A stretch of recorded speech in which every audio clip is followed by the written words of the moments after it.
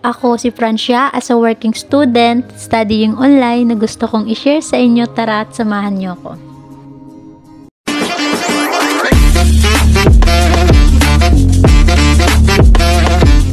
For today's video, mag-iinit nga pala ako ng almusal para sa alaga ko. Kumuha nga rin pala ako ng adobo. Dahil yan yung ulam niya today.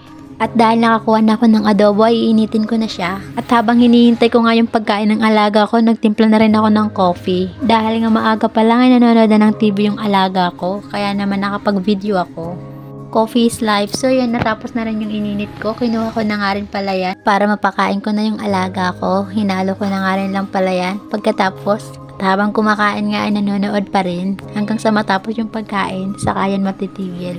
Tapos yan ang pinapanood niya, yung Roma at Diana. At sa mga oras nga na ito ay natutulog yung alaga ko, kaya naman binuksan ko muna yung laptop ko. Hapon na ng mga oras na to, kaya naman naglinis na kami ng alaga ko. Tinulungan nga din pala ako ng alaga ko na iligpit lahat ng mga laruan niya. Sabi ko nga sa kanya kapag tinulungan niya ako, may surprise siya sa akin. So yan lang guys, bye bye.